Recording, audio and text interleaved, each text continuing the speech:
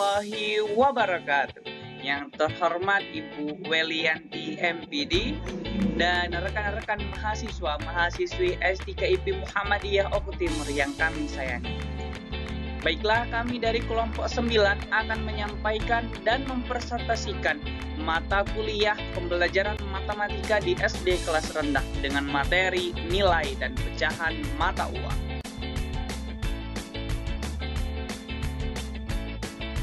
Disusun oleh kelompok 9. Sebelum kami menyampaikan dan mempresentasikan materi lebih lanjut, sebaiknya kami memperkenalkan terlebih dahulu diri kami. Baiklah, yang pertama ada Ibu Dewi Agustini, yang kedua ada Bapak Erwin Fadli, dan yang ketiga ada Ibu Kurnia Syafitri, yang keempat ada saya sendiri Bapak Obi Arya Santosa, dan yang kelima ada Ibu Rinawati.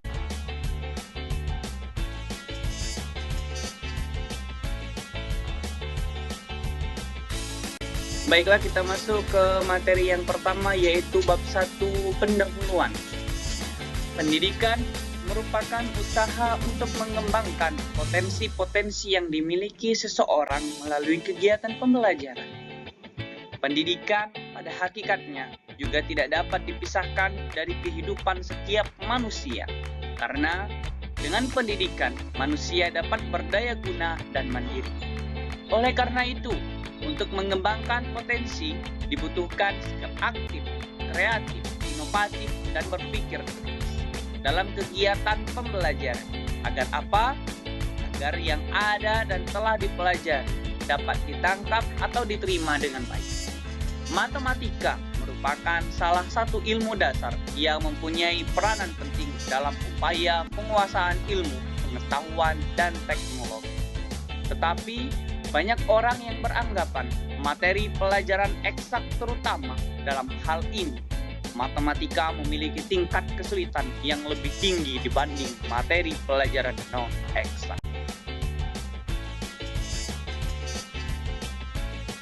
Selanjutnya, apa saja sih perumusan dari masalah yang akan kita bahas? Yaitu yang pertama, apa pengertian nilai dan pecahan mata uang? Yang kedua, nilai dan kesetaraan pecahan mata uang.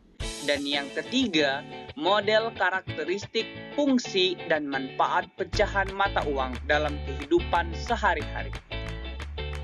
Baiklah, materi selanjutnya akan disampaikan oleh para penyaji. Kembali, bab 2 adalah pembahasan pengertian nilai dan pecahan mata uang. Mata uang adalah satuan harga uang yang disetujui oleh pemerintah dan rakyatnya dalam sebuah negara. Sebuah negara memiliki mata uangnya masing-masing. Walaupun berbeda-beda, negara memiliki jenis mata uang yang sama. Misalnya di Indonesia, mata uangnya adalah rupiah. Sedangkan di Jepang, mata uangnya adalah yen. Sedangkan negara yang menggunakan mata uang yang sama, misalnya Amerika, Ekuador, Kamboja, Panama, dan kawasan Samudra Hindia di Britania. Nilai uang adalah jumlah barang dan jasa yang akan diterima sebagai pengganti satu kesatuan uang yang diserahkan. Sederhananya, nilai uang sama dengan jumlah barang dan jasa. Uang memiliki sifat seperti barang yang dinilai atau harganya ditentukan oleh permintaan, demand, dan penawaran suplai uang. Nilai uang dibagi menjadi dua. Ada nilai nominal. Nilai nominal adalah nilai yang tertera atau tertulis pada setiap mata uang bersangkutan. Jumlahnya uangnya 100.000. Sedangkan nilai intrinsik adalah nilai barang yang digunakan untuk membuat mata uang tersebut, yaitu atau kertas atau logam. Jadi dari kesimpulan kedua itu, maka timbullah nilai rate. Dalam istilah peribahasa, ada uang, ada barang. Uangnya 100.000, maka teman-teman mendapatkan tas.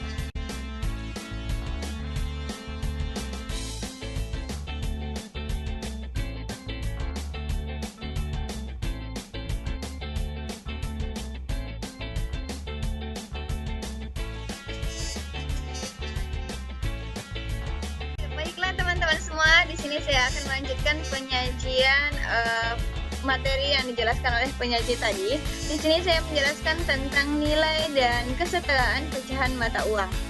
Dalam pembahasan ini saya menggunakan contoh ya. Saya mengambil contoh misalnya, kamu membeli sebuah pena dengan harga 2.000, kemudian kamu membeli sebuah buku dengan harga 3.000. Maka nilai yang setara dengan mata uang tersebut adalah 5.000. Kenapa begitu? Karena untuk menemukan nilai yang setara dengan pecahan mata uang itu, kita harus menjumlahkan pecahan. Oke teman-teman, selanjutnya saya akan menjelaskan tentang mengenal pecahan nilai. Pecahan nilai uang itu terdiri atas dua. Yang pertama itu ada uang logam dan yang kedua itu ada uang kertas. Kita contoh menuliskan uang logam. Saya mengambil contoh uang logam dengan uang Rp500 ya. Ada tampak depan itu terlihat gambar Rp500 dengan gambar tulisan hurufnya, dan yang di belakangnya itu ada tampak burung Garuda.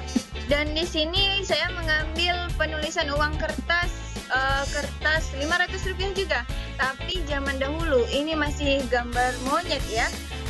Ini umuran saya masih sekolah SD. Ada tampak depannya itu monyet dan tampak belakangnya itu rumah. Penulisannya seperti biasa, seperti contoh yang saya jelaskan di depan tadi, ditulis dengan Rp 500 dan dibaca Rp500. Berbagai mata uang. Yang pertama, 1. Ori 1 tahun 1945. 2. Ori 2 tahun 1947. 3. Ori 3 tahun 1947. 4. Ori 4 tahun 1948. 5.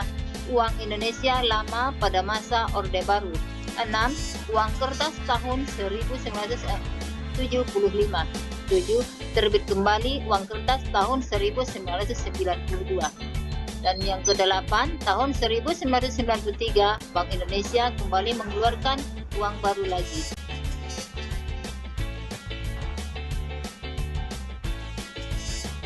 Teman-teman semuanya, di sini saya akan melanjutkan penjelasan tentang karakteristik uang. Kita ketahui bahwa uang itu sebagai alat pembayaran tentulah sangat berarti sekali bagi manusia di dunia ini. Namun tidak berarti kemungkinan bahwa uang itu adalah segalanya, bukan?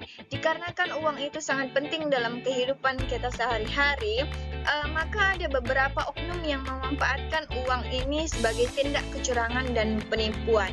Oleh karena itu, setiap negara itu harus mempunyai karakteristik uang tersendiri. Dia harus ada karakter supaya apa? Supaya uang itu bisa diketahui keasliannya. Karakteristik uang itu terbagi menjadi dua macam. Yang pertama itu adalah uang kertas dan yang kedua itu adalah uang logam. Uang kertas ini mempunyai ciri-ciri. Yang pertama tanda air, yang kedua benang pengaman, ketiga cetak dalam, keempat ada logo Bank Indonesianya, dan kelima itu ada tinta berubah warna, ada lagi tulisan mikro, cetakan tidak kasat mata, dan yang terakhir ada gambar kaki tersembunyi. Selanjutnya itu ada dua uang logam. Uang logam ini mempunyai ciri-ciri yang berbeda dengan uang kertas. Beberapa ciri-ciri dari uang logam. Yang pertama, terbuat dari nikel atau aluminium. Yang kedua, itu terdapat teks Bank Indonesia. Yang ketiga, relief gambar. 4, relief angka. Dan yang terakhir 5, itu ada tanggal penerbitan. Fungsi mata uang. Ada 4 fungsi mata uang. 1 sebagai alat tukar, 2 sebagai satuan hitung, 3 sebagai alat menyimpan nilai, 4 sebagai standar cicilan utang. Dan selanjutnya itu adalah materi terakhir, manfaat uang dalam kehidupan sehari-hari. ada beberapa manfaat uang dalam kehidupan sehari-hari. Itu yang pertama, uang sebagai alat tukar pembayaran.